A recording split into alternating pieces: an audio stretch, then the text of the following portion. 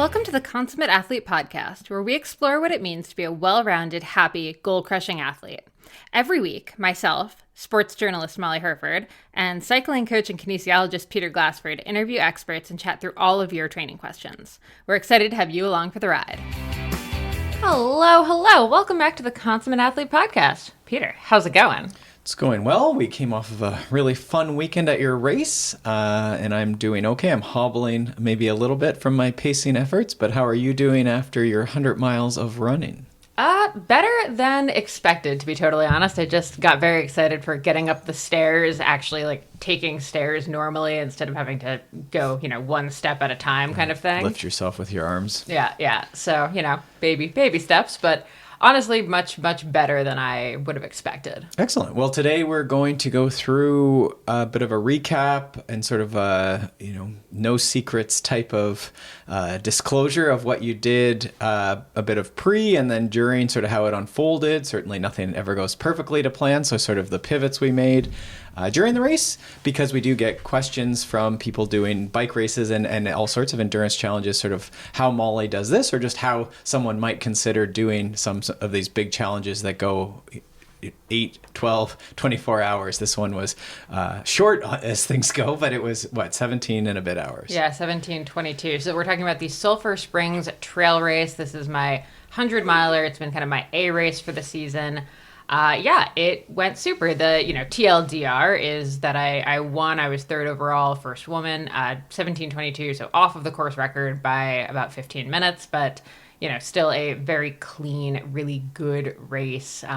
Sure. Yeah. So very, very excited about it. And honestly, as I was running, I kept wanting to grab my phone out to make notes, because I do think, if you're listening to this and you're a cyclist, there are so many takeaways from ultra running that you can take into cycling. And also, I think ultra runners should really get into cycling, because I think there's actually you and I have the benefit of cycling. And I think that actually really probably, I would say, saved us maybe 20 minutes in the race. Sure. Just because we think like cyclists who are used to very quick transitions, and we'll get into that more. But I do think, there's so much crossover, especially when you get into the endurance side of things, that everyone can kind of learn from each other. Well, and as one of our big philosophies is this idea of cross-training. And yes, that lets you do things like increase your volume and maintain your motivation across the season. But part of it is also because you learn things from other sports. You'll see a lot of the top coaches will talk about reading only books from other sports or studying under other coaches or other sports to learn what those other sports are doing. They're trying to solve a similar problem. How do you keep a human moving across multiple hours? But there's many sports, every sport probably does some sort of long challenge, ranging from automotive racing has to solve these problems of keeping people awake and dealing with high speeds and focus. So that you can learn from a lot of these different sports. And that was why we even started this podcast originally, was to sort of learn from that. So I think that's a fantastic point, that it's going to make you better, but then also lets you pivot. We know lots of people, our friend Adam Hill, who won another 8-hour this weekend on the mountain bike, came from a very rich background of trail running. And so we were I was chatting with him and his wife, Heather, who's professional feeder girl, because she gets to come and do a great job of all these feeds. To be clear, that's a name she gave herself, not Peter just being a jerk. But, you can see it in what they do is they've been doing this for years, and it's just well-oiled. I don't know if Adam, maybe he stops a bit in some of the longer ones, but I know the 8-hour, it was bottle passes, just boom, very little stopping. And if you want to see a great bottle pass, check out Peter's last Instagram on @PeterGlassford of his race the weekend before at Hardwood, where I was passing him bottles while holding DW, because DW is a loose cannon in a feed zone if he's not up in my arms. Sure. So, and the joke was that Molly avoided a lot of Swiss franc fines from the Cycling Association. The commissar was less than impressed, but also couldn't really fault me because I was doing it really well. So, well, it was low key, but maybe. Yeah, do not recommend in a UCI pit, but. Well, it wouldn't happen. And so anyhow, I thought I'd sort of interview you a bit, and we try and sort of go through and pull out what you call service in the writing world for the listener, what sort of takeaways and the sort of the what and the why and the how, and then everyone can sort of decide what they use from that, and then hopefully there's something useful. Perfect. Let's do it. So I thought to start off the race, you mentioned it was the Sulphur Springs Trail race. This is one of the longest running races in Canada. The problem with saying the longest running races is it doesn't really clarify. It's been at around all. for a long time. I think it might have been 30 years. I meant to find the actual stat, if that's it. But it's been running for a long time. They do a whole bunch of different distances. There's 50K, 50 mile, 100K, 100 mile, and then some relays of those different variations. And then on Sunday, there's also 5 and 10K. And this happens, we've said a few times, the Paris to Ancaster finish, which most of our listeners, or many of our listeners, are familiar with Paris to Ancaster. It's one of the biggest and longest running cycling races. Also finishes. What is it about Ancaster? So there's this Martin Hill Road that finishes up into behind this arena community center in Ancaster, Ontario, which is sort of near Niagara Falls, Buffalo, like it's in this sort of area. And so it finishes on this hill, but the running race goes down that hill, does a bit of trails for a 20K loop, and then comes back up that mountain road. And so Molly had to do 8 laps to get 160K or 100 miles of this race while all these other races are going on, and it's fairly well running machine. Yeah, I mean, also shout out to the race directors. They do a fantastic job. There's so much happening That's right. And during that day. You had met him at one of the talks you did in the winter. It was just a race organizers conference, I believe, in Toronto. I was speaking at the Athletics Ontario Race Director Conference and ended up meeting the guys who put on Sulphur Springs, and they were fantastic and just super fun, super nice guys. Okay, so that's sort of the what. Is there anything else you can think around the what?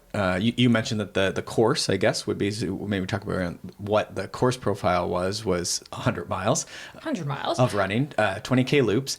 And you mentioned that the climbing is actually fairly significant, even though we're just in Ontario or Ontarable, depending on where you live in the world. Yeah. The climbing compared to Leadville, you said, is actually more than the Leadville 100 trail race. Yeah, that's the funniest part of the whole thing is that despite the fact that there are no significant climbs other than, I guess there's a couple big climbs, but they're 150 feet of elevation gain. So 50 meters. Much. They're not that much. There's a Three Sisters climb to finish off. And then not too far after is this Martin Road climb that does, many cyclists walk this after, 50, 60 or 100 Ks of bicycle riding. They end up walking up this climb and Molly had to run it 8 times. I think the proudest part of my entire race is the fact that I ran it all 8 times. Yeah.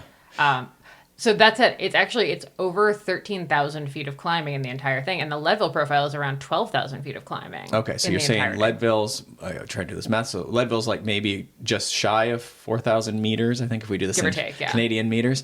And then you're saying this one is sort of on the plus side of that, so just over. Exactly, yeah. So kind of comical because it's all runnable, but you don't realize that you are just doing so much up and down. Mm-hmm. You ran the last 2 laps and the entire course is up or down. There is pretty much maybe half a kilometer where it's actually truly flat. Which is the nature of Ontario is that it is sort of rolling hills. You don't ever get to rest is the dilemma there. So it presents its own challenge, but it is interesting when we think about some of these things like Leadville that we talk a lot about the climbing at these races, but I know your coach, David Roche, he talked about it actually isn't that hilly, and he actually was encouraging you at Leadville to think about it as not that hilly. Don't get intimidated by it. There is a big mountain you go over at the halfway point, you go over and back, but otherwise it's very flat, and so you sort of chunk it up as into it's not intimidating and not so hilly. Yeah, Leadville basically shakes out into 4 climbs, right? Like up and down Powerline, up and down Hope Pass.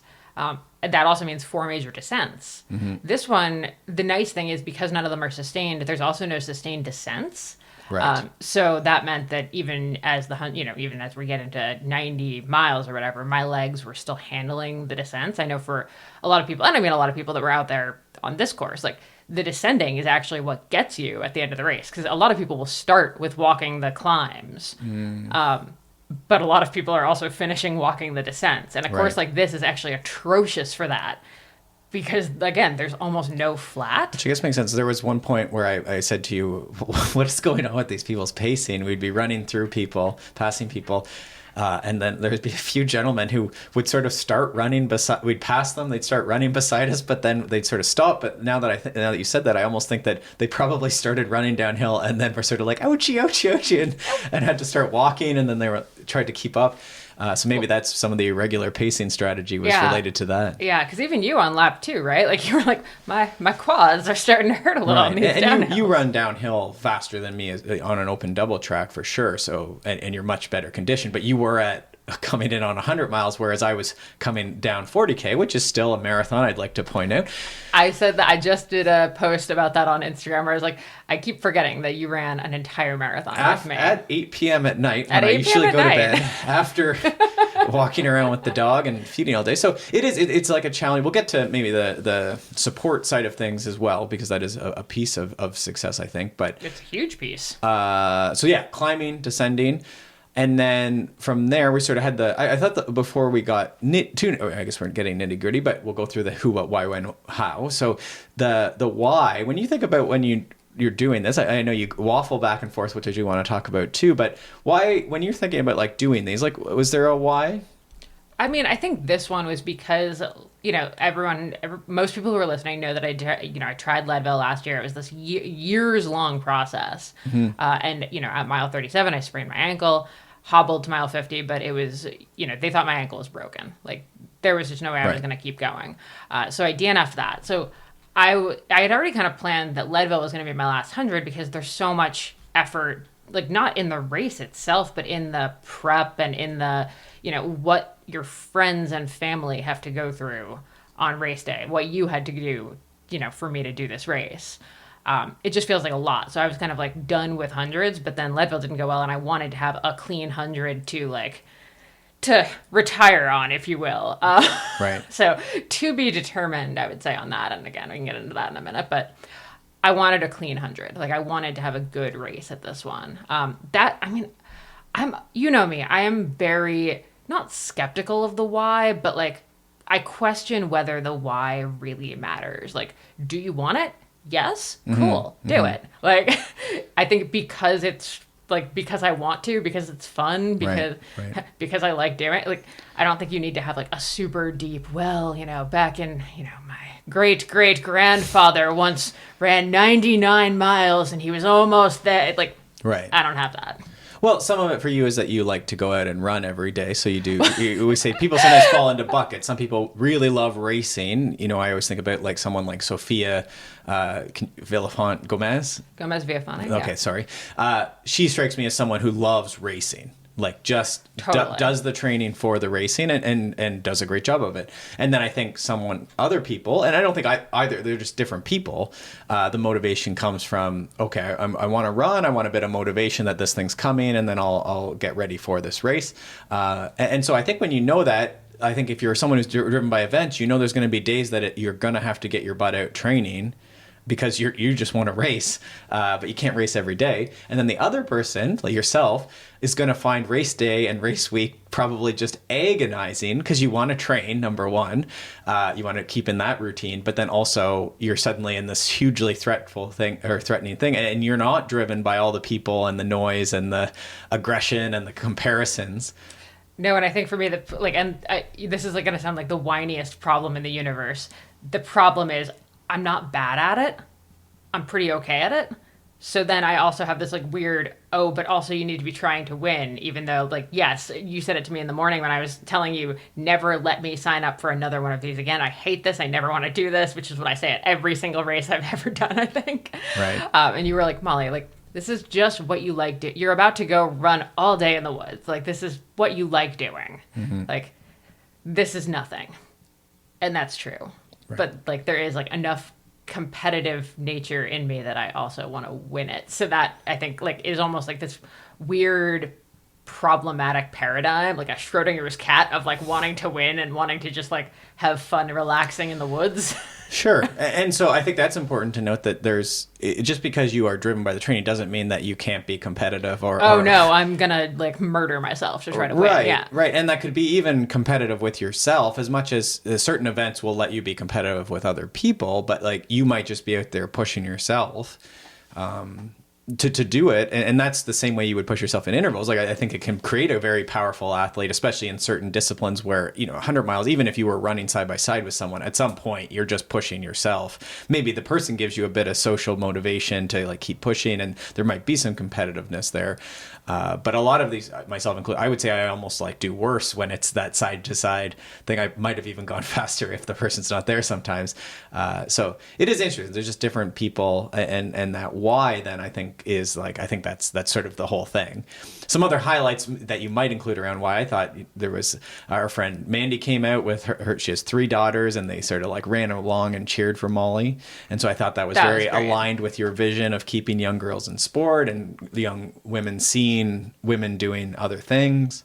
So yeah, for sure. I mean, like I'm even like choking up, like thinking about that a little bit. And like, when I was coming in, I was in the top, I don't think I ever got out of the top 10 like overall. No, I don't think so. So I was coming in, and like the announcer on like lap 3 was just like like yelling. It was just like so nice. Right. And so that's like also, as much as we're talking about you being internally driven and the process and the training being important, I think everyone likes, it's a pretty cool feeling to come across and be like the leader of the race, and for sure, that have the announcer cheering. So that's awesome to experience that. Yeah, that was really nice. Shout out to that announcer. That was like just the best feeling. I think that kept me going for like, lap 3 of 8 kind of sucks because you're like not even halfway there yet. You're like at mile 37. You're like, I've done more than a marathon, and I'm not even at the halfway point. Sure. So having that heading back into lap 4 was just like the best thing. For sure. And so these moments then, or do it for the training. I do think that the why is when you have this discomfort before the race or the tough days in training. It could be sacrifices you have to make. I think those are the things you need to remember. And there's such a small portion of you almost get addicted to it, but then to ever feel that again is very hard.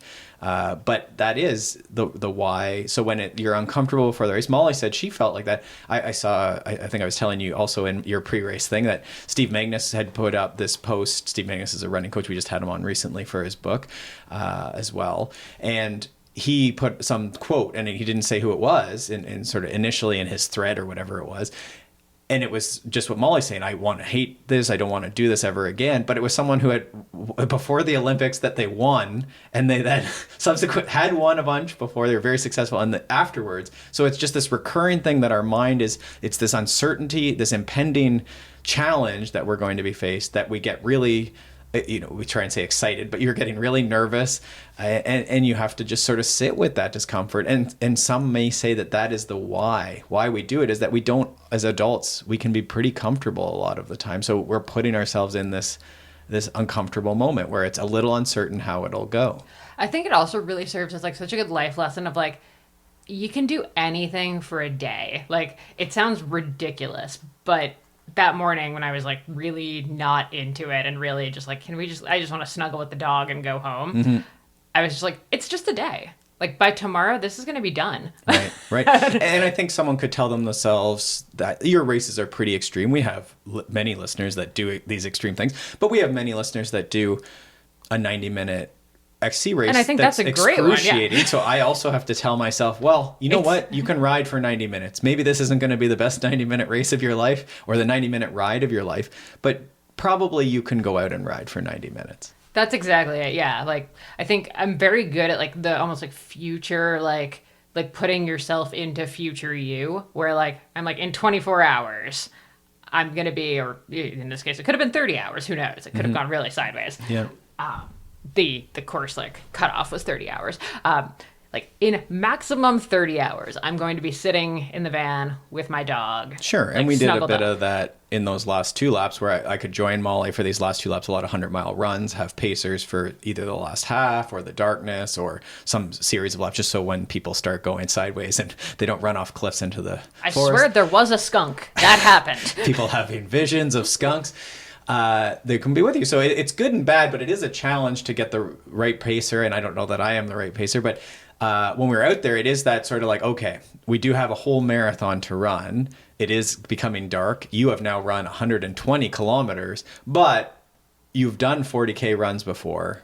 We have literally 20 hours or something to finish 40K. So we can just keep going. And so that's sort of, you keep having to play that mental math with yourself.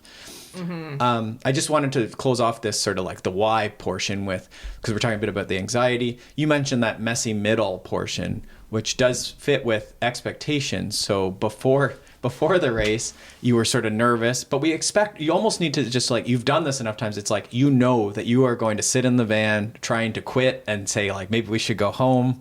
I don't want to do this. This is stupid. I'm stupid. Like, but just remember, your past self thought this was a great idea. You're now your future self. I'd like to point out my past self was kind of iffy about this idea. Okay. Your past self said that. Now your future self is actually like, oh, I won and this is good. And now you're recording this podcast. You got to do a post-race interview. Darn it. I forgot to do I told you in the morning, I was like, I need to record a video to myself. Right. It's like whenever I go to register, like, just remember, this is how you're going to feel. Well, that's what we thought, that when you sign up for things, you should record a selfie video for this is for everyone out there, of like, hello, future self who's nervous before the race. This is your rational self in not in this hot moment before the race. And I'm telling you that you can do this. And we thought it was a good idea. So you're going to do it. And then after the race, if you don't think it's a good idea, future self can decide differently and not sign up for these things anymore or sign up for a different thing. But like, you have to go now. There's no options. There's no door out except for like starting and finishing this event. So stop. Do it. So I thought that was good. But the other expectation, so we're expecting that you're going to feel nervous. But then also in most intervals, events, longer things. So this is from probably a 2 or 3 minute, probably 3 minute interval up to 48 hours or 72 or whatever those backyard ultras are. They're maybe a little different, but let's say 24 hours. You're going to have this period where you get into it and you feel really whatever, like you at least have energy at the beginning of the race. You're not tired. It hasn't gone on for very long. So most people start pretty vigorous. Your first lap was pretty fast and you got sort of set up. Then you do a bit and then you get into this messy middle. And you said it was sort of like lap 3 to probably 7 or maybe somewhere in there where we're just not sure how it's going to go. And then you get in, you feel, okay, this is good. But then you start getting tired. But then you sort of do the math on how long it's going to be or how many laps are remaining. This is cyclocross people will know this really well. This is okay, I did really good for the first lap or two. And then you come through and you read like 8 laps. I always joke, it's like 800 laps remaining. And you're like, how am I going to get through this event? It's actually appalling how similar a 100-miler is to a cyclocross race. Because a cyclocross race feels like it's 18 hours long. And it happens in everything. If you do a 5-minute time trial, or most people know 20-minute time trial, in the middle, you will feel good for 5 minutes in the 20-minute example. Then the middle 10 minutes will feel like the longest 10 minutes and you will call yourself and then suddenly, a lot of times, in the last 5 minutes, you can go harder again. And so this is just like a cyclocross race. This is your 7th lap. We got into a bit of trouble. And then 8th lap was actually pretty good. And so we know this about ourselves and we expect it. So we are kind. We say, keep going. It's going to feel better in a while. What can I do? Am I not eating? Can I adjust my clothing? You put in some music because you're allowed to do that in these races. What can I do? And also we expected it. It was normal. The messy middle is a thing. So you're asking what I do or how it went? Well, tell me, when did that come in? I actually think lap 3 you actually started bouncing around and being a bit more smiley. I think that's because I put in the music. I mean, and honestly though, like any picture you look at me from the race, I'm grinning. Like I would say, barring, and we'll get into lap 7, but like barring, some minor like heartburny type issues, I had a really good race. Like I can't say I was ever in like the pit of despair. Was I in moments of like, oh God, this is so long to the finish? Yes. Was I ever like, I don't think I'm going to finish? No. I was questioning whether or not I'd fade because the last 100-miler I ran was a 24-hour ordeal. And, it was a different course. I was a different person. It was 3 years ago. But, from lap 1, I was on pace for this, lap 1, I was on pace for a 16-hour race. Which, there was no way, like, I could have said that. I wasn't going to be able to hold, 150 laps. But I was set up for a really fast race, and I had no idea. Like, improving by 25% from race to race is a huge amount. So, there was just so much uncertainty in the middle of just, like, I don't know if I'm going to be able to hold this, but I'm holding it, so I guess I'm going to keep holding it. I think that course is it's a really odd course. Sulphur Springs, there's so many loops and out and back, like parts where you're intersecting with other people on the trail, other racers. There's a relay going on, so there's tons of people around. There's 100K, they're out, the 50 milers are out. You're passing so many people and seeing so many people coming back at you that the entire race, there was never, until at night, really, and even at night, I think we saw people once every minute, pretty much. But yeah, there's maybe a few chunks where I was like at night where a lot of the teams have finished by that point, but yeah, it got a little dark there for a period. I don't like being out in the dark. Yeah, probably don't choose a pacer who's scared of the dark. Well, I mean, I prepared by having many, many lights, but yeah. But you're right. As far as some races, like you say, your other 100 miler. So before Leadville, Molly set the record at the Oklahoma races called Outlaw 100. Great race down in Oklahoma.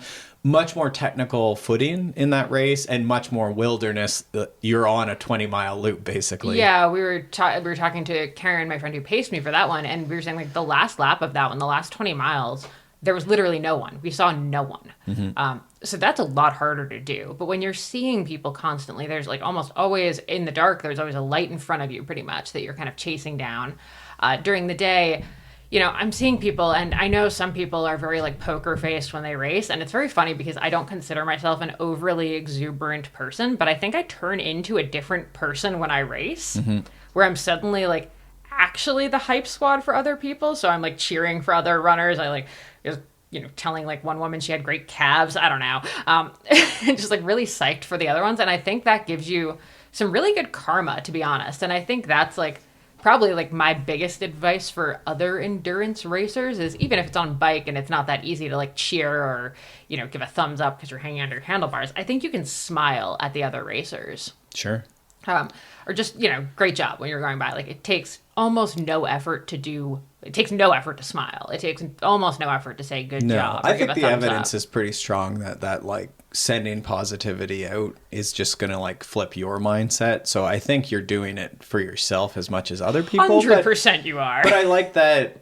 Was it Aaron who was on, like, sort of like, how can you make this race better, or like someone else's, like the race should be better because you were there? Yeah. So yeah, we had sports psychologist Aaron Ayala on, Scotty Sports Psychology. Great episode. Definitely go back and listen to it. And one of her things, you know, when you're talking about not necessarily your why, but like who you want to be in the race. And I always want to be the person who's going for the win, but is also cheering everyone else on. So I think I probably confused the woman who was sitting in second for a while, because every time I saw her, I was like, go, go, go. And I think she just like glared at me once, just like, what is happening? Could be. Yeah. Or I don't know. Maybe it's just actually I'm a terrible human, and it's like really good, like reverse psychology. I guess, and that's what people would assume. But I mean, I think that would have been fun to have a battle at the end and like be pushed for sure. And I mean, we were like running a bit like with that on our mind, even for the women's as well, because your friend Karen was also there doing well too in the 100K. But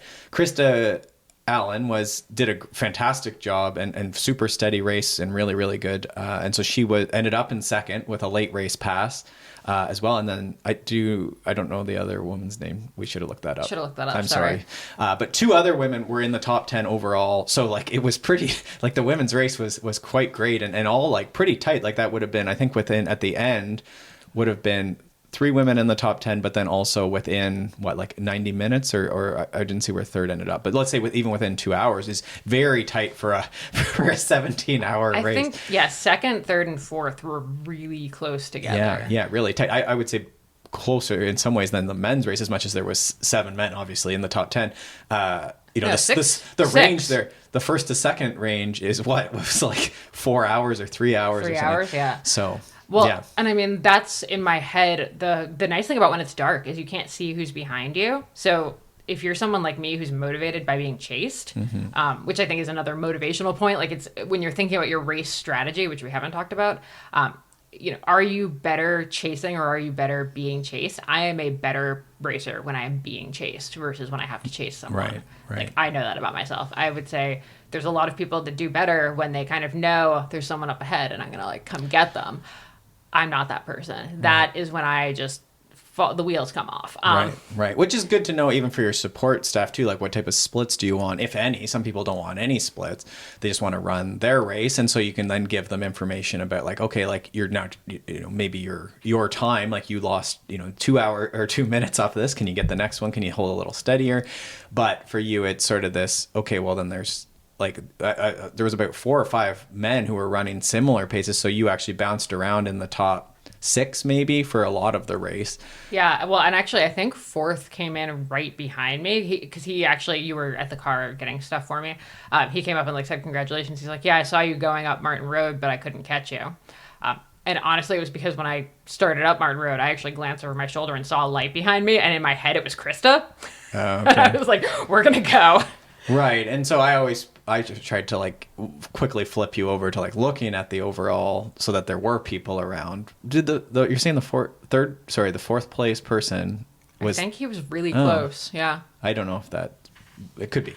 Anyhow, I think you want to make those races. And I try and encourage people I coach too, that even in the race, whether someone's in your category or of a different gender or whatever the situation is, I think we want to just keep pushing ourselves with that race when we're in these events and working with these people even, but then also racing them. I think you want to just embrace that when we're there. But shout out, if you're a man in the race, for the love of God, please stop telling women in a very patronizing voice, oh, I'm just going to like pace off you, or oh, I'm just going to hang out with you for a while.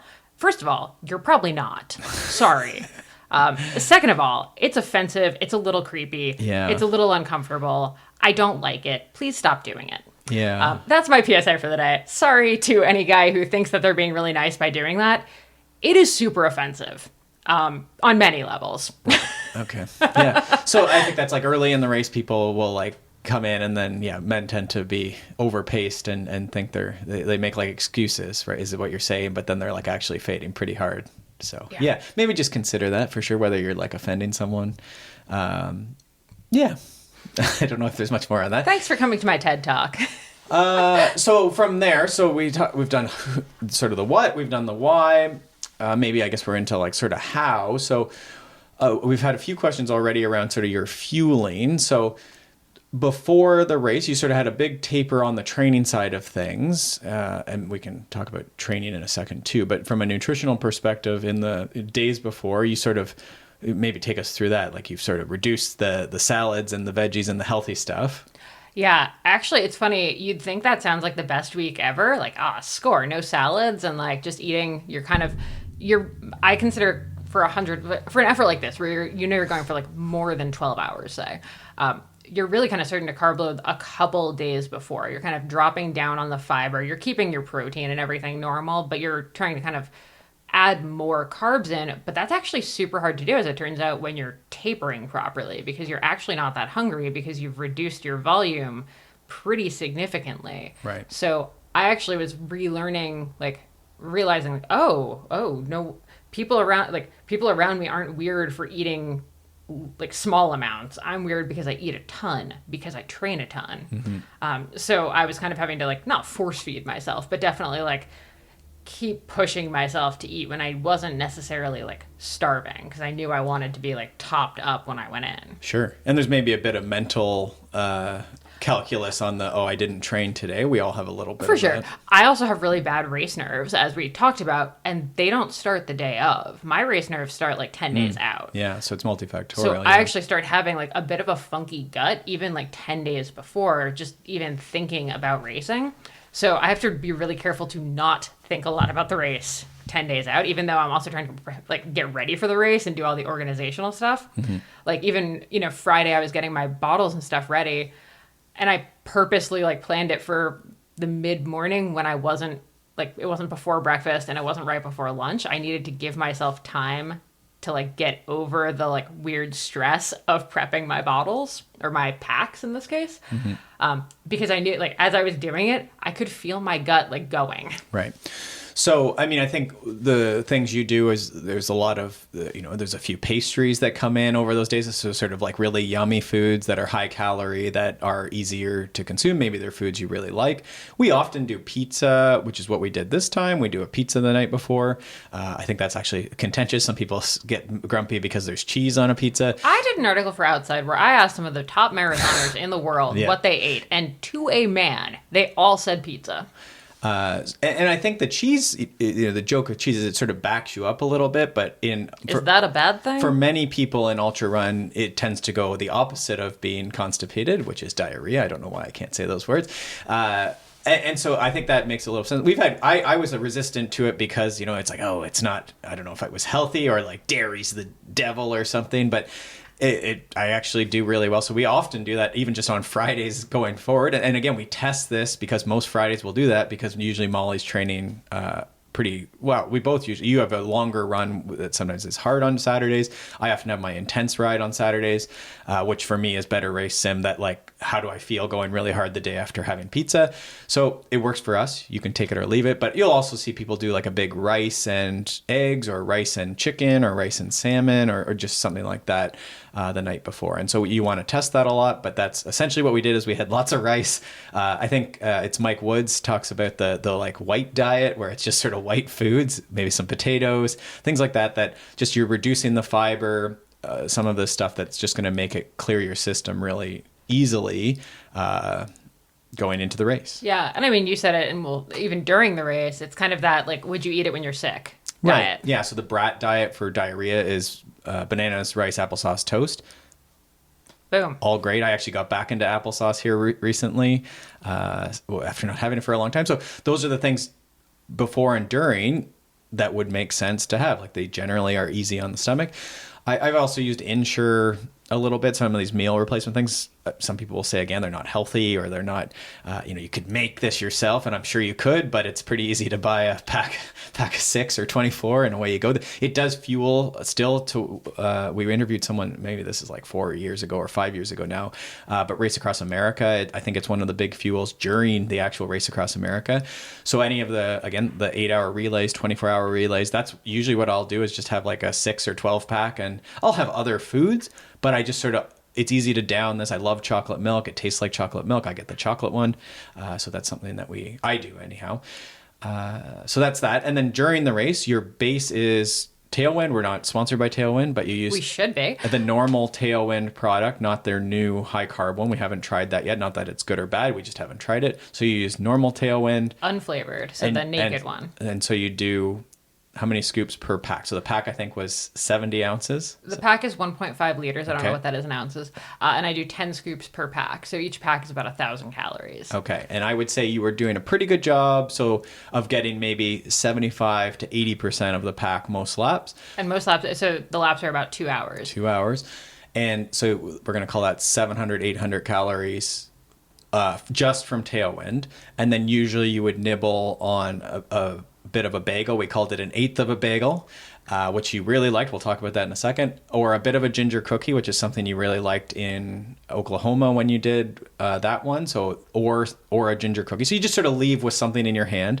And then you do like a bit of a shot of maple syrup. We had a big flask of maple syrup. You do that some laps as well. And then chicken noodle soup was going down really, really well. So that's a note we have for next time, is to like have somehow more chicken noodle soup, just to take a swig of it even for salt. And again, what do you have when you're sick? Chicken noodle soup. And a lot of races do have that. So that's a nice thing to think, is like, what's at every race? Pickle juice, that sort of thing. Did you have anything else just random during the race, or anything else that was like consistent through the race? No, at one point, because I had skipped the bagel, I tried a saltine at the aid station, but the saltine was rough. I'm not going to lie. I don't think you can do a saltine when you're running. So that one did not work out super well. It didn't go down horribly, but just was too dry for that situation. But yeah, so I think the smart thing I did there, and it's funny, the bagel was kind of a non-planned thing. I had just had a bagel for breakfast, hadn't eaten all of it, had eaten like maybe a quarter of it, and you brought it over. And then at the end of lap 1, when you were like, do you want anything? I was like, I'll take a chunk of that bagel. And it was actually great. It was a plain bagel with butter and salt on it. And It was like just enough to be, feel like something, but not so much that it felt disgusting. It wasn't sweet, so it kind of like cut the, sweetness of Tailwind. Like unflavored is still a sweet taste. There's sugar. no getting away from it. It's still sugar powder.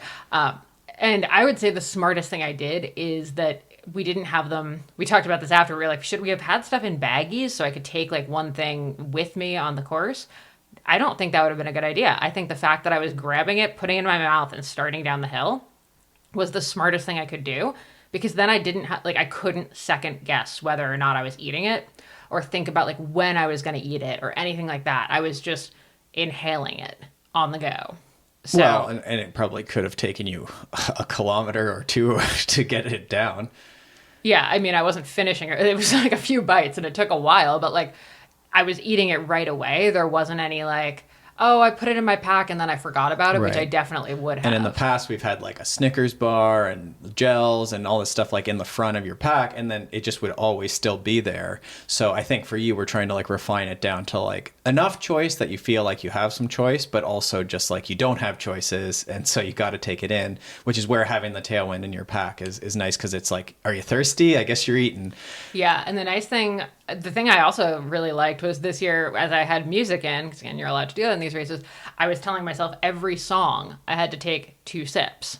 So if it was a short song, I was getting a lot in. If it was like a Celine Dion ballad, I was getting less. But the overall was that it made sure that I was continuously sipping, versus having like, an alarm on your phone would be or alarm on your watch would be so irritating after 12 hours. Yep. But just, songs play, different songs on. Okay, take a sip. So I was trying to do quick math on the grams per carb, because that is the sort of like the trendy the hot thing. So if we said you were doing maybe 7 or 8 scoops for a 2-hour lap, it's not perfect math because the laps did get slightly longer, then we could divide that. So that'd be 400 400 kilocalories, 4 scoops per hour. And then we can divide that by 4 is going to be 100, which is probably a bit more than what you were actually getting in. But as an idea, like if it wasn't 100, then it's 70 grams, call it, of carbohydrate that you should have been getting in. Even if our math is like not perfect. Again, the laps got a little longer. You were not drinking as much. I didn't always, drink as much. But again, then we also can add in the little shot of maple syrup, the little bit of sandwich or cookie or saltine cracker. So I think you're well approaching that 70 to 90 grams. That is probably what most people can get down and handle. And then again, we always want to cross-reference that to like, how was your energy? Pretty good. And then the vomiting and the barfing, we did find that on lap 7, which we'll talk about it in a second. But I think as far as like a nutritional check, that's what you got in. But I think that's a good balance of, speed-oriented fuel, forcing it down, getting the sugar in, and then also some of that like solid to keep maybe from the sloshing stomach and that sort of thing. Yeah, exactly. And I mean, clearly when the bagel ran out, the problems arose. I think that's like, that could be the title of this episode. So I started having some heartburn around like lap 6, because I can't totally say it was the bagel, but started feeling really tight in my chest. I'm not very good I can't burp, period. So I need to hiccup, and I couldn't make myself hiccup that much. So I was really struggling with that for a bit of lap 6 and all of lap 7. At the same time, I was like feeling kind of nauseous. Finally, lap 8, not to get graphic, stopped, threw up a little. And after that, I think I got the acid out or something. Right. And then I was good to go. But like, when I say like, I mean, you were there. You said like, I would say it was a pretty night and day difference. Yeah. After that moment. I would say your pacer was like, getting ready for a bit of a walking lap 8. And then suddenly I'm breathing very heavy. But for context, like we've talked about this, I'm trying to think of other examples of people talking about vomiting that we've done, but this happens to the top people. I know David, who set the level record, Molly's coach again, had a vomiting incident coming over power line. This is where a lot of our cyclists have trouble. This is like the place that people fall apart in the Leadville run and the Leadville bike. You're at altitude, you're 70 miles plus or minus into it, and you're going up a very, very steep hill. It's dark, there's no one around, and you have troubles for whatever reasons. So you vomit, and then you often feel better or about the same. But some people, when they vomit, they think the day is over. So Molly tried to vomit while running, number one. Then like got a bit out, and I was like, are you okay? And then she stopped again. It was like 10 seconds. I patted her on the back. A man came by and asked if we were okay. I said, yeah, no problem. Literally, I was like, have you vomited in a race before? And you said yes, and then started running. And then suddenly our pace was like doubled. So her lap 7 was, because she was hurting and feeling like this, it was 2:30 something, 2 hours 30 something. And then we went down to 2:11, I think, on the last lap, which is, again, we talked about the last lap. You can see the finish. You know, it's only 20K. It's only 10K. So this is the last time I kept saying, this is the last time we have to do this climb. Can you do this? Can you get to that route? Can we pick off this guy? And so, but yeah, just like you felt way better because that pressure was suddenly gone. And so you just had to forget that you vomited, which in real life, people, oh, I'm sick, I can't go to work. But in this odd scenario we've chosen to go down, it was actually like a very good thing. And so it's like that reframing that you can continue. And many people do very well after vomiting. Yeah. So I think the lesson here is I was actually really trying for the lot, like, end of lap 6, all of lap 7.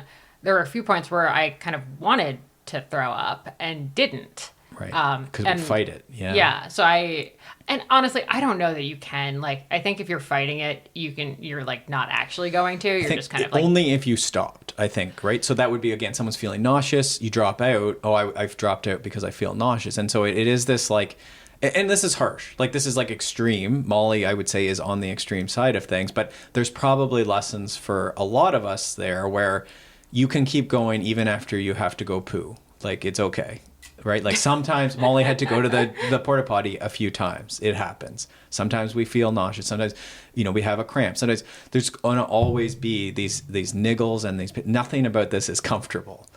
Exactly. Is the idea, right? And you've chosen to do this. It's not going to be perfect. But you can keep going. And the important thing is that these things come and go. There was probably other things that you're not even like mentioning that like, oh, my foot hurts right now. And then it didn't hurt. And so it comes and goes.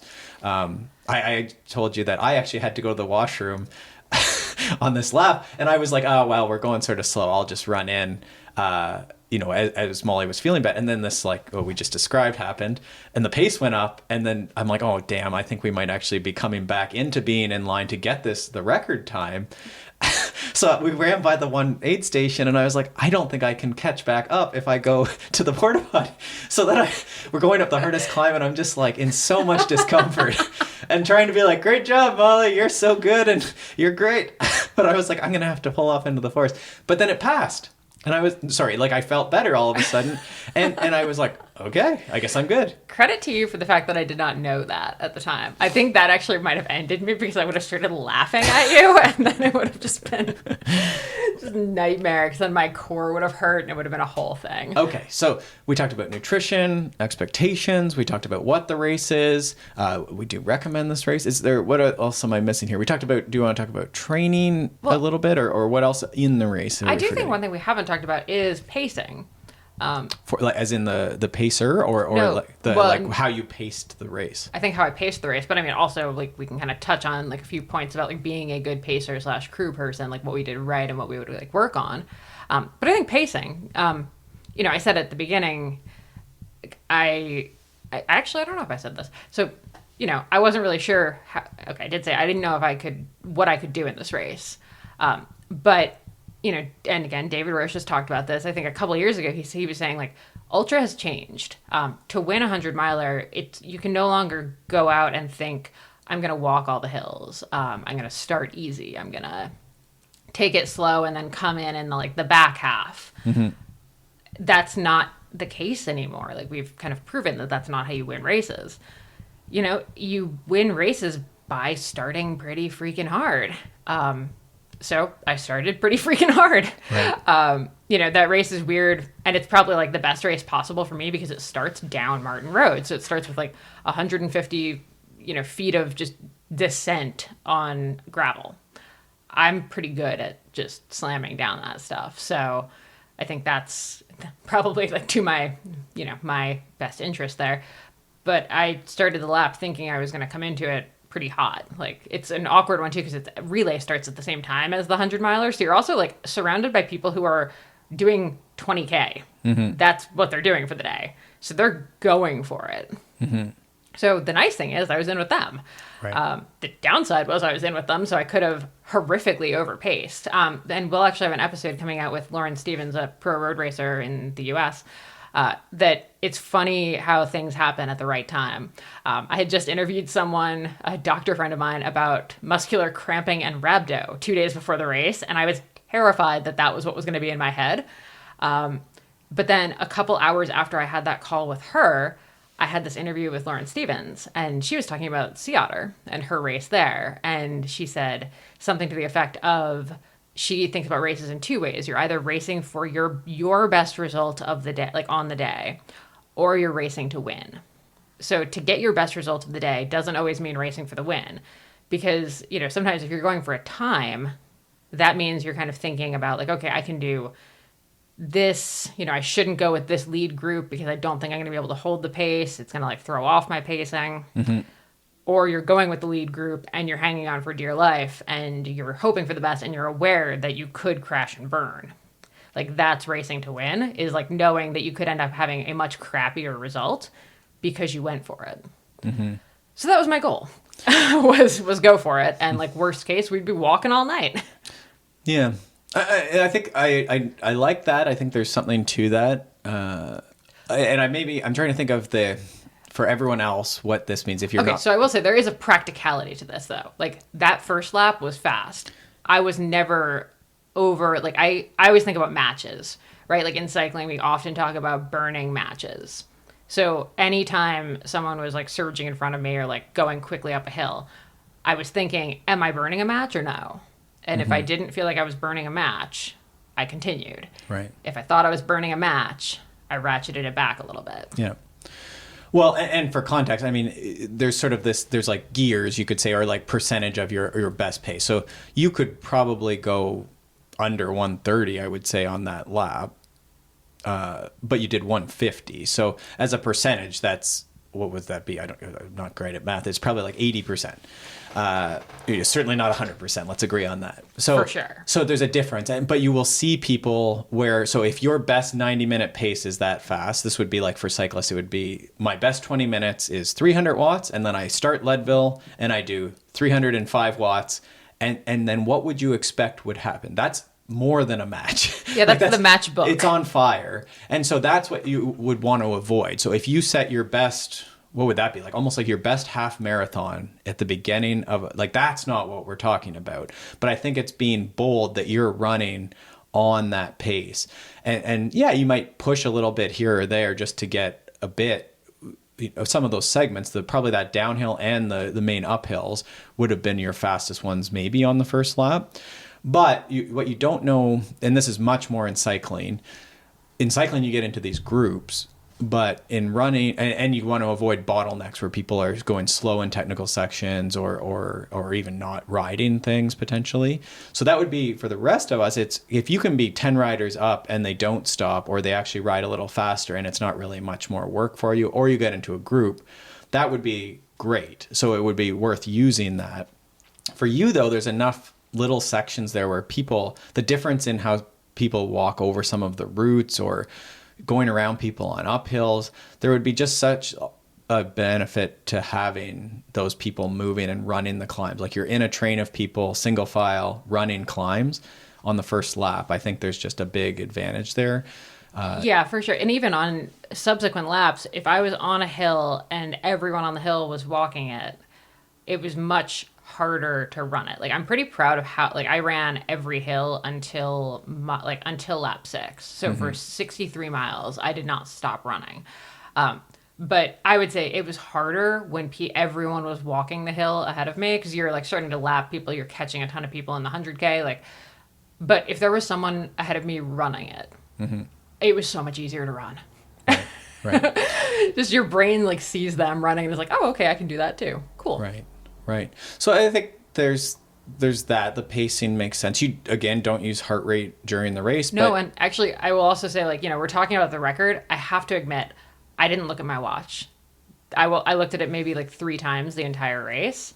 After I looked at it for distance a few times just to see, like, oh my God, is this lap over yet? Because for some reason, like from kilometer 13, where you see the aid station, to when you see the aid station again at, say, like 19 kilometers. Yeah, that's and then a you're long like stretch. done. It's a really weirdly long stretch. Well, it has and the it's main like, climb, right? and it's undefinable after the main climb. Like, you're kind of cruising No, downhill it's for a long time, yeah. and you're just kind of like, seriously, we're not there yet? Did we miss something? So I'd be like checking my watch just to make sure we hadn't like gone off course. Right.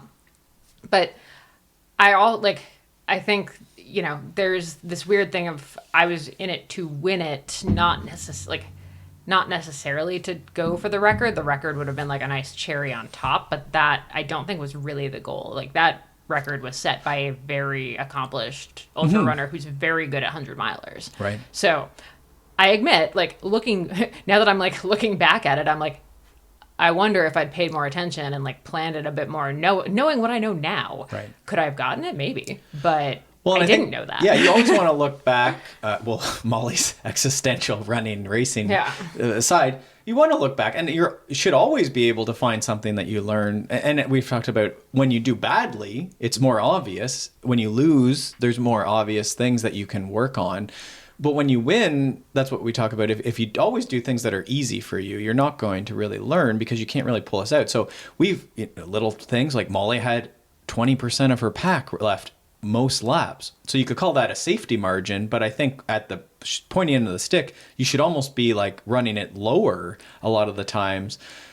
Considering like you're carrying all of that weight, right? So every lap I'm carrying, I would say 4,000 meters, you add an extra pound on you. No one else in the top does this. Like, I am a weird, I'm a weird person for this, but I prefer it. And again, this is like the funny bike racing thing is like no other ultra, like maybe I can start a new trend here, but like ultra runners don't. Packs or backs. Ultra runners don't use bladders. Like, did you see any other person in the feed zone using them? No, I'd be interested if you were the top hydration pack. I guess there's only other two people and they weren't using them. So you were the top hydration pack. Osprey, where is my deal? I use the Osprey Dyna, if anyone's wondering. I love it because I like knowing that I have enough stuff and not thinking about it. So I get it. It's like people don't like stuff on their back, maybe get chafing. But as much as I think you want to like consider it, like maybe we would consider it for the first fast lap. And maybe like once you get a pacer, there would be some options depending on the rules for pacing and what they call muling, how much you can carry for someone. But I think just the convenience of drinking, and when you came in, we could be so fast because every lap I would just hand you the other pack and I would take that pack and then I'd clean it all up and get it set up for the next one. So there was none of this, like I would watch people where like they'd be selecting the gels individually and then the food and then like they'd be dropping they would drop two of these like, because the bottles for running are like collapsible, so they'd fall on the ground and then they'd be trying to stuff them down their belt or their pants or something. So there's pros and cons, but I do think there's a nice simplicity, and the fact I see this with biking and gravel. We try and really push people to use the vests, which are like packs but a little higher. I think everyone just uses vests actually, but we're going to call them packs. At some point, you're just not going to put all the things you think you're going to pull out of your pockets in your mouth. Some people are very good at it and go for it, but especially in biking, I just don't see people, like they come back and they have 10 gels in their pockets that theoretically they would have fueled at 100 grams an hour, but they fueled at 0 grams an hour or like 20. Like they got a gel in halfway through this event and they didn't do it. So for a lot of people, I think they have race packs. They're very slim. Some of them fit in your jerseys. Just a straw by your mouth, I think, is such a great solution, especially for biking. But I think runners, should probably think about it more often. Like, I guarantee I was more capable of drinking, like maybe not than like the handheld, but to me the handheld actually seems exhausting. Then you can't like scratch or like do other things with your hand because you've got a handheld. Yeah, because on the like the agony of having something on your back, and again, these vests keep getting more and more efficient and tight and comfortable. I also train with it. I think is also the thing. Like I have exclusively used packs for training for forever. Right. I'm very comfortable in them. They're great. Highly recommend. So I think we'd go lighter on the pack. Would be the like TLDR on that. Is like not much lighter. Just maybe a couple hundred grams, milliliters, just to kind of take the weight down a little. And honestly, also from a heartburn perspective, the more water is in the pack, the tighter the vest is in the front, just the way it pulls in the back. And you don't know, like maybe that was part of heartburn stuff. So, having it a little bit emptier definitely would be helpful there. I think having the bagel every lap, so now we know that for next time, that was not something we'd ever really like. That was a game day decision, and it worked out for the first bit, and would have liked to have it for the second. And little tiny things like, I was using Pepto-Bismol when I started having issues, but I had the tablets of it, and they're kind of hard to choke down, and they don't start working instantly. So we're talking about like, okay, well, we'd probably get the liquid for next time. Right. So I can quickly do that, and it would probably start working faster. Yeah, I don't know. And that's something to play around with too in your test events as well. But yeah, these little nitty gritty things. And I think that's the exciting thing about all this is like the puzzle and how do you make it and how do you have all the contingencies? Your friend Karen, who's done a lot of this, she was even saying all these they're always new experiences. We can never like put together that, perfect race again. And actually our friend Eric from Rika and Scratch, who was there running support and is always a super smiley face around the course.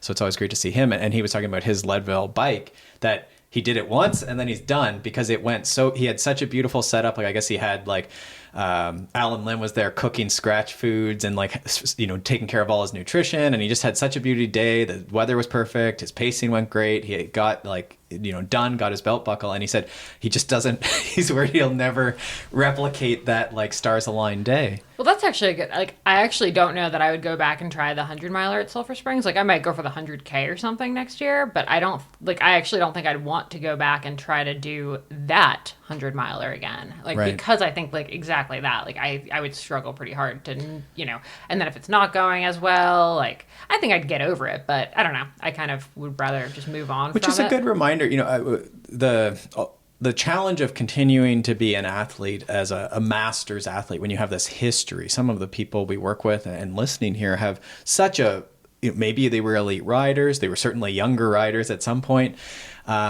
So it's like, how do you keep this to be an interesting puzzle and pursuit? And certainly it's different races, but I don't think do the short version. I know Amanda Nauman, now we'll call her Amanda Panda, of the Grodio podcast, which is a fantastic podcast, doing a lot of good Unbound content right now. She's a Gravel Hall of Fame, I believe, as well. She is going, fingers crossed, she just has to do the 25-mile at Unbound this year, and she's going to have, I think she said, the royal flush of Unbound distances. She'll have completed every Unbound distance. So the XL, the 200-mile, the 100-mile, I think 50, and then now this year the 25. I like that she saved the 25 for last. Well, I think she said her mom was going to do it, but then now has a conflict, so she's just going to do it anyhow. That's a good parade lap, a good you can really finish and enjoy that feeling. Well, yeah, you want to leave that easy one to finish, I guess. But so all that to say, there's lots of ways that we can keep this interesting and a challenge. And it's not to say that winning that 100K would be pretty hard, and then winning the 50-mile or whatever. All these things are challenges in their own way. Racing's hard no matter what the distance or time or the terrain. Well, I think, the 100K, now I'm intrigued by the 100K and the 50 because, I'm looking at our friend Karen set the course record in the 100 and I'm looking at it and I'm like, well, could I, I did 100K of that course. So could I have done it in that pace? Do I think I could go back and do that? Right. And it's a question mark. Because I'm not it's funny to think about I'm not really a fast runner, so 100K might be too short. Right. Ridiculous perspectives you start getting, but yeah, I think so. And I think we always want to remember there's different days for you. Yeah, exactly. In the coaching theories that I like to follow, they talk about this idea of you never step in the same river twice. So you have to remember that you are different and the river is different. The event is different. So this year was actually a little drier, but I don't know. That record got set last year. So that makes you think that maybe someone could go faster, but it's hard to say. There's always different things that happen. Mm-hmm. Courses change, weather changes. It could be hotter or rainier. And then you change too. And that's not just that you're getting older. It's just some days you are more on. You have this things align and then just something happened that makes you just on fire.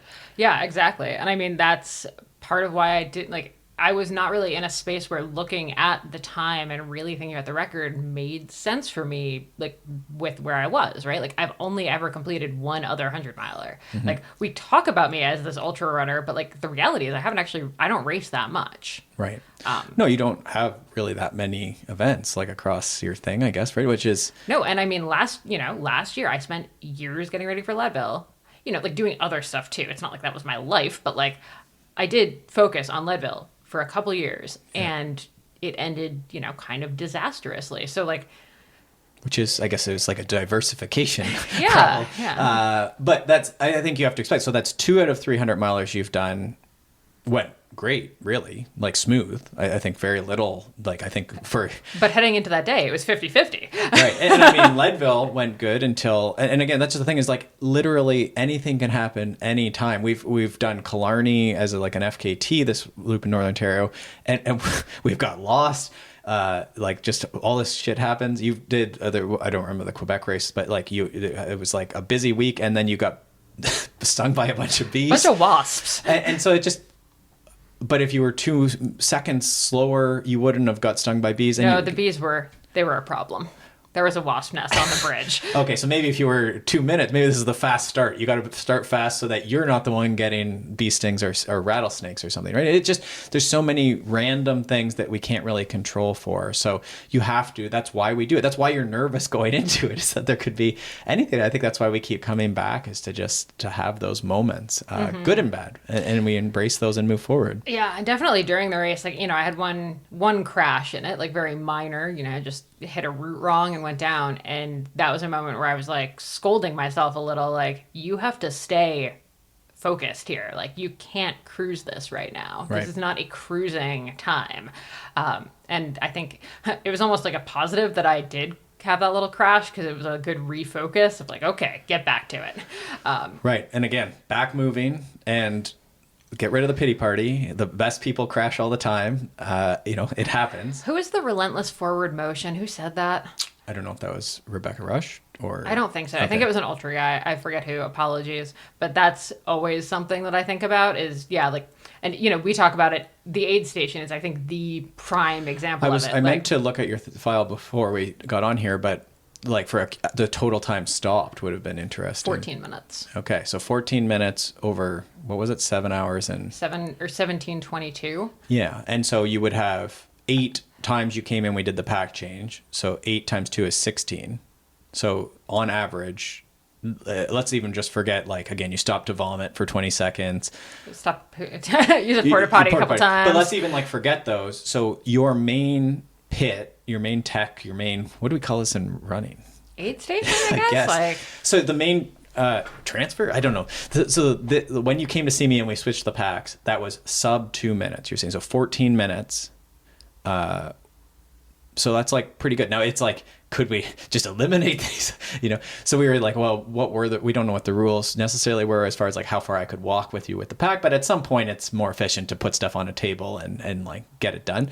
But yeah, that would be the idea. So when someone looks at their race, you sort of just want to be like, was this too long? Were you sitting down? Were you just like sitting there looking at the gels on the table? Like, what were you doing if this number gets too big? And too big, I don't even know what percentage to give someone, but sometimes you do need to stop and change shoes. Like, we were certainly prepared for if I needed to change shirt, if I needed to change shoes, if I needed a coat, like all of these things, like we, treat blisters, like stuff happens. And probably much like nutrition, Molly went almost pure liquid. Yeah. Generally, you see the trend that as people get further and further out, it becomes more solids and real food. You see that trend. And I think the stops, again, as a percentage, probably you have to prepare for the fact that you're not producing as much heat, so you're going to have to do more clothes stuff. Molly you never even put a coat on. We just did gloves. And did you put your headband on? I did switch to the headband, but only because the headlamp wouldn't work with a cap. Probably nice though too.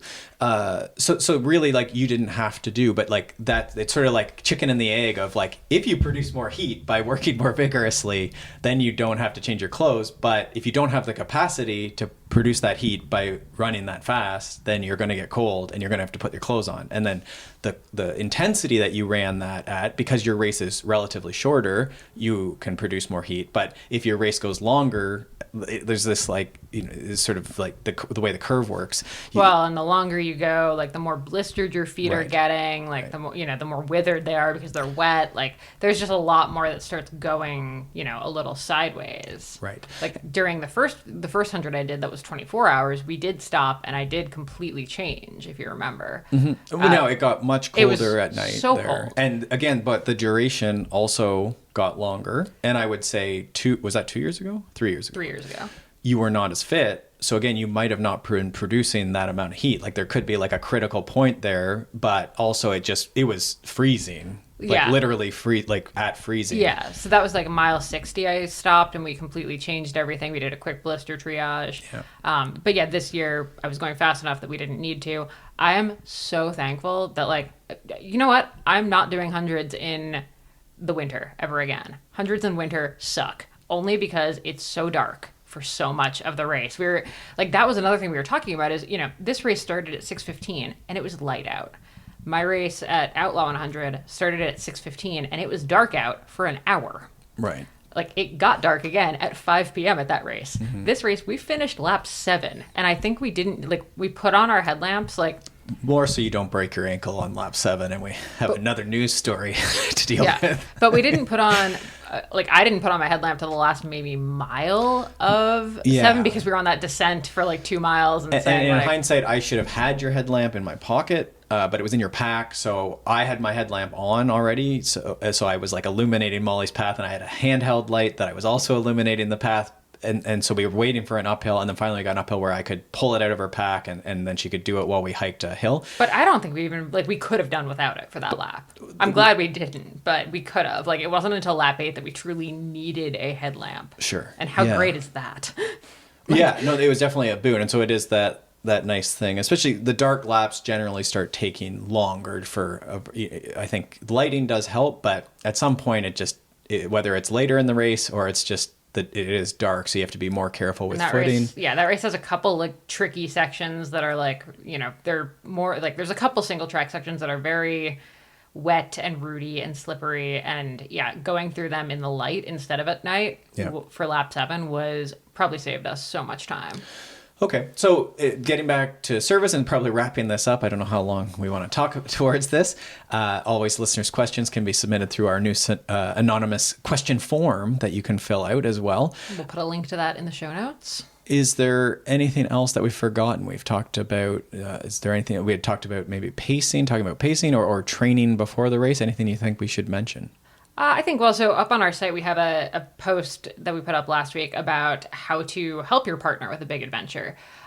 You were crew for a day, and I know a lot of our listeners are also in situations where their partner has big adventures, or perhaps they have a big adventure coming up that their partner is going to be supporting them in, and maybe they could play this chunk of the episode for them. What would your best advice be for someone who's crewing an athlete for the first time? Mm-hmm. Or even, they've crewed them before, but they want to do better at it? Sure. So I would say you're pretty good because you do lay out, you even make notes and stuff. But I think you want to go over as a team, especially if the person isn't in it if this is just a loosey-goosey person, you probably want to talk through the race, in the scenarios. You, as much as you say you didn't know the record time, you did have splits and what packs were doing. Yeah, to be clear, we had a plan for the record time and for 19 hours. Just laying out the goals. So that's yes, that's to help you do splits, but it's also so that the group, I know when I'm supposed to be at the start line approximately. I'm obviously watching the split times, and we have Molly on the Find My Friends with the iPhone. But you want to lay it out, and what is the person saying they want for each? It's almost like a contract in some ways. It's I would like these clothes, this water, this mix, and then work through as a group and lay it out in a nice. We use sort of a Rubbermaid container. Lay it out so it's simple for them to follow.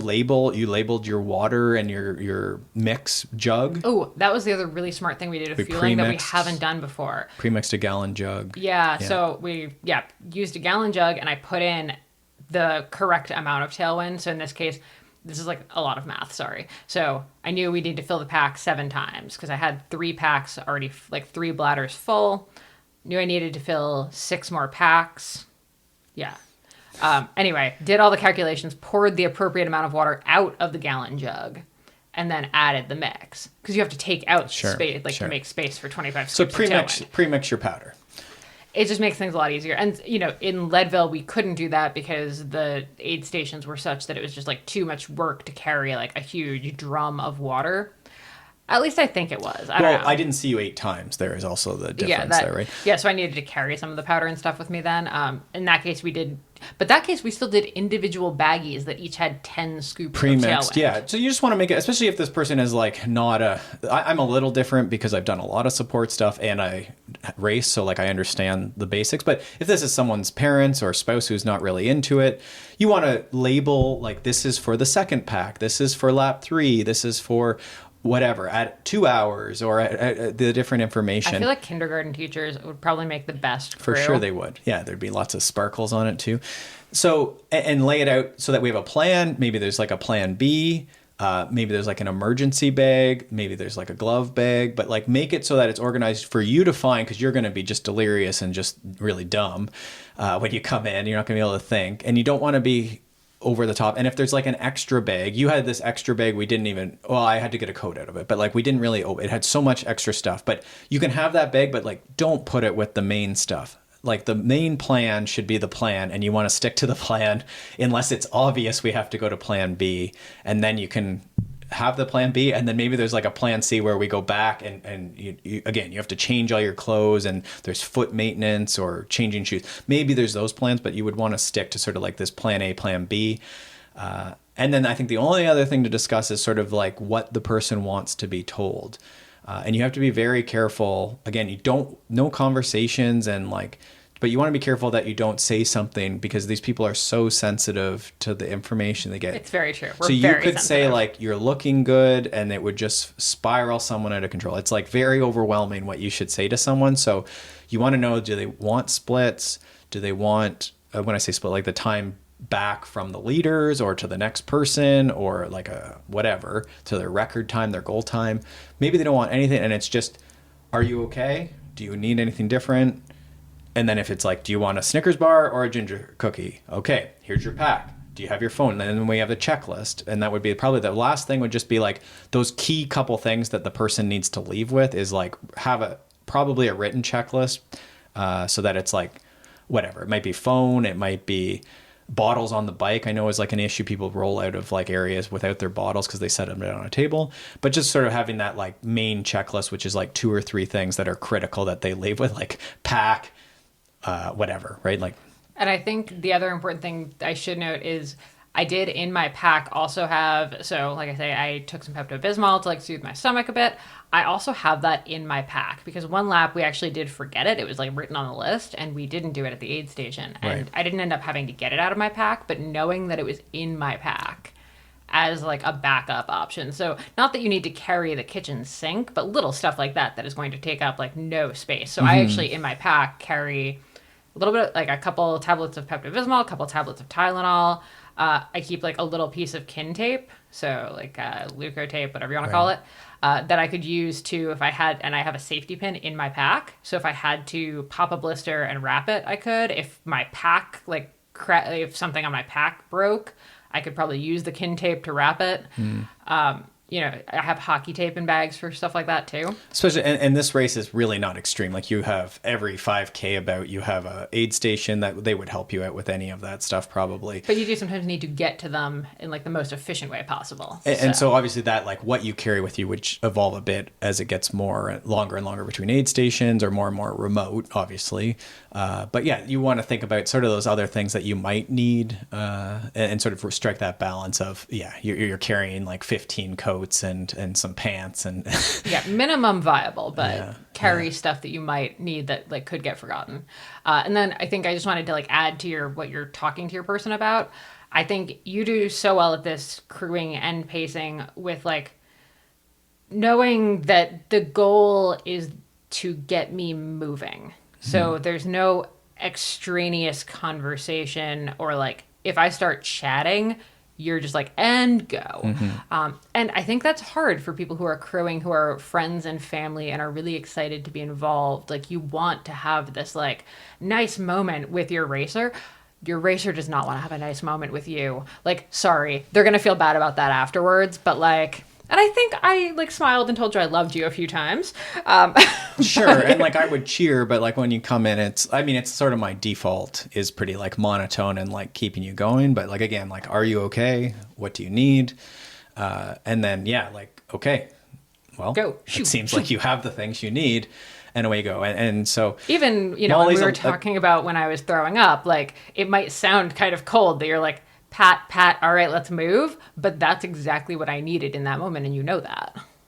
Sure. And so I think it's hard. I think if you were someone's father, like I'm in tears, like I always fight in tears back when Molly comes in. I don't really know. I need to like probably go to therapy and like figure that out. So is that why you took the picture of the sign that said, therapy was an option? Yeah, it was more for me to remember after. But I think it would be hard as someone's perhaps spouse, but then perhaps if you're someone's parent too, like your mom could never really crew you, right? She like wants you to stop racing at all times. So it's not a bad thing. She just wants you to be safe. But her main concern is that you're dying. And so it's like, I mean, I think my mom and dad would actually be the funniest crew ever, because it would be like two faces. Like the one is like, oh, stop, you look like it hurts very much. And then my dad being like, you're a little off the record pace. Right. First thing he said to me, by the way, just so everyone's aware. Yeah. So I think you get what you get. And so I think the main thing is just simple and like stick to the person's plans. Some people want to come in and like have a beer and carry on. Like we're not saying that those can't be, but like for performance, if you're wanting to do your best time, these are sort of like the things. Like you can sit around and have the beer after, but while we're there, it's sort of doing the thing you said you were going to do. Absolutely, yeah. I mean, I think that's pretty much everything that's the main stuff in our like list of things. The other thing that's always really helpful if you are crewing someone, take a couple photos if you can, but do not have your phone like out as the person is trying to get you to crew them. I think I see that actually happen a fair bit. Like someone's trying to be nice and document, but really what they need you to do is like fill their water jug. Sure. And I think the other nice thing is, it was great having our friend bring out their kids and they were cheering and stuff. But what I loved was she was very on top of like, her one daughter like ran with me for like 100 meters and like that was great. It felt awesome. But she also like called her back at a point. I didn't have to like run her back up the hill. Right. So, just kind of being aware that, your runner is, or cyclist, whatever, is sideways. Like they are not themselves. It's like you're not you when you're hungry. You're not you when you're at mile 63 of 100 miles. Right. Right. And that probably relates again just to that family and friends. I think that aid station area is probably not the place to hang out. Like I know it's like, oh, the person who's like the feed support leader, we'll call them, if I can give myself a title. You probably don't want to be there. You want to be on the hill or go out on the course and see them doing the thing and cheer them through like a hard part of the course. Maybe like you're helping the person in that thing. And I saw a couple families that were on like random parts of the course and they were cheering for everyone, and it was so nice. Right. And there's not a lot of these events really don't have many participants. And so like if you can get out somewhere and just give a little like, hey, you're doing great, it's looking good. Everyone goes a little faster when someone's watching, right? It's hard to have a pity party when like someone just sitting there cheering people on. So that's going to be helping your friend or your loved one. But I think being in the aid area, aid just clogs it up. And like I almost got in 2 fist fights over the thing. Like it gets really hectic and emotional and like rushed, especially in the 100-mile one. Like the fast people are coming in and there's like everyone's grandparents are like hanging out in chairs. And so you just want to maybe not hang out that area and let that part, because if you sit there and start talking to them and asking them questions as not part of the team, you just slowed them down and like are throwing extra information into that person's head that they don't need. They have to make decisions and think about stuff that like they don't have the time and capacity to do. So I would say that's the only other thing is just stay out of the way of that part of it, because it's pretty complicated to get it done well and like very fraught. And then try and like add to the race. How can you make this better by going out and cheering on the hill and like seeing the actual sport? I always like the transitions on the tech zones are the most not interesting place to be for spectating. Like go out and see what the actual sport is, whatever sport it is you're doing. For sure. All right, well, let's wrap it up there. Thank you, everyone who was cheering along on Instagram and stuff. I'm glad I finally got to do a good, clean race, and hopefully there were only Glassford tears on that one, not anyone else, although I appreciated the Leadville tears for me. Thank you all so much for listening. Let us know if you have any questions about either endurance events or any other events as we hit race season. And maybe just quick final thanks to Payable Apps for the support. Thanks to Payable Apps. They are the sponsor of the podcast, but also helped us out sort of getting Molly to this race. So big supporters of the podcast. So of course, there's always that link to the Payable form to get paid in a Google form. Yes, actually, in the post-race interview, they were asking me what what superpower I would want, and I mentioned something about Shred Girls, but really I should have said the superpower the superpower I wanted was to be able to take payments in a Google form. But thanks to Payable, I have that power now. So, okay. Well, we'll keep the ad short today, but thank you. Yes, payableapps.com/athlete for more info on that. All right, with that said, thank you so much for tuning in and all your support, and we'll see you next week. Thanks so much for tuning in to the Consummate Athlete Podcast. If you want to hear more training, racing, and endurance sport advice, make sure you subscribe to the podcast and leave us a rating and review. You can also subscribe to our newsletter at consummateathlete.com for a weekly dose of inspiration and advice straight to your inbox.